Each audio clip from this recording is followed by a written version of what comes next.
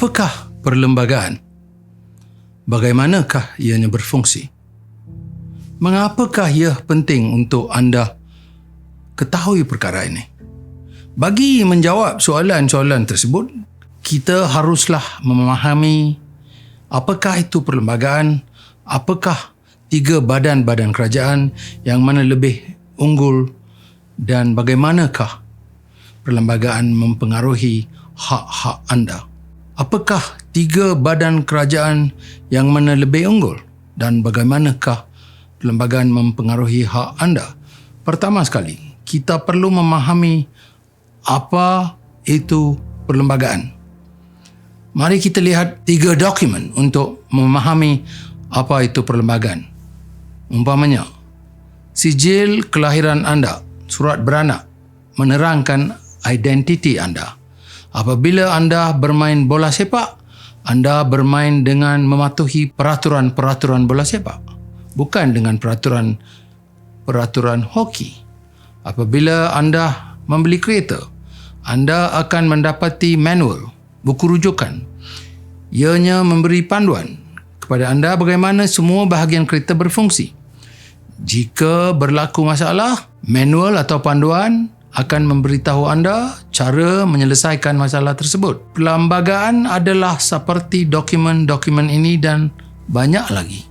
Apa yang dilakukan oleh perlembagaan? Apabila peguam perlembagaan merujuk kepada negeri, apakah maksudnya? Perlembagaan biasanya akan merujuk kepada beberapa pemain, iaitu negara, rakyat dan 3 badan kerajaan dan struktur undang-undang. Apakah 3 badan kerajaan dalam sesebuah negara? 3 badan tersebut adalah legislatif, sering dipanggil parlimen, badan kehakiman yang terdiri daripada hakim-hakim dan mahkamah-mahkamah, dan eksekutif. Eksekutif ni macam kerajaan lah. Kadang-kadang eksekutif dirujuk secara silap sebagai kerajaan. Bagaimanakah perlembagaan bekerjasama dengan badan-badan kerajaan? Kita boleh menggunakan analogi biologi untuk memahami bagaimana perlembagaan berfungsi. Sebagai contoh, badan anda mewakili negara kita, minda mewakili parlimen dan anggota badan mewakili kerajaan. Apa yang diarahkan oleh minda harus dilakukan oleh anggota-anggota badan, bukan sebaliknya seperti yang kita lihat hari ini. Perlembagaan ialah satu set peraturan yang menerangkan dan mengarahkan bagaimana 3 badan negara iaitu parlimen, badan kehakiman dan kerajaan harus bekerjasama. Tetapi adakah kerajaan lebih tinggi daripada parlimen atau badan kehakiman? Kami akan menanganinya sekarang. Mari kita mulakan dengan legislatif atau parlimen. Dalam negara yang mengamalkan sistem demokrasi seperti Malaysia, rakyatlah yang memerintah negara. Oleh kerana rakyat sibuk dengan kehidupan masing-masing, maka rakyat melantik seorang wakil setiap 5 tahun. Wakil-wakil ini dipanggil ahli parlimen dan ahli-ahli parlimen ini duduk di parlimen. Parlimen adalah wakil rakyat. Untuk membantu dan melindungi rakyat dan negara, parlimen membuat undang-undang. Parlimen mempunyai pangkat yang lebih tinggi daripada eksekutif atau kerajaan.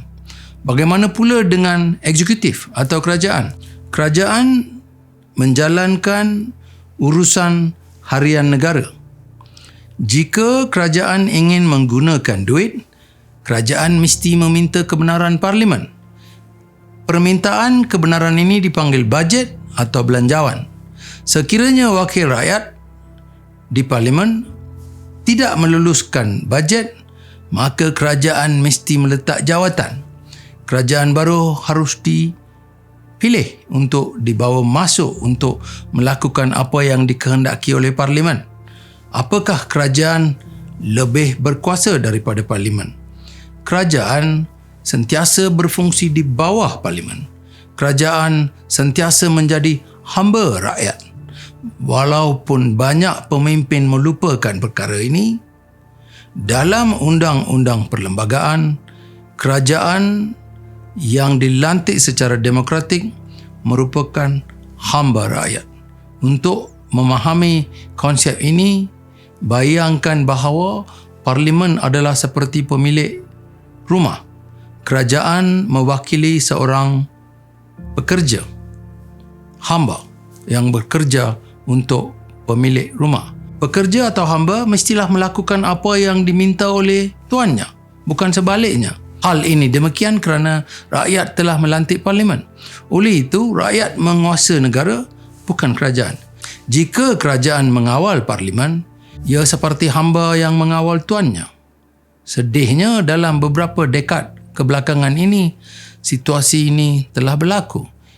Ini bukan cara yang betul untuk mengamalkan demokrasi dan kedaulatan undang-undang, tetapi ini adalah subjek untuk hari lain.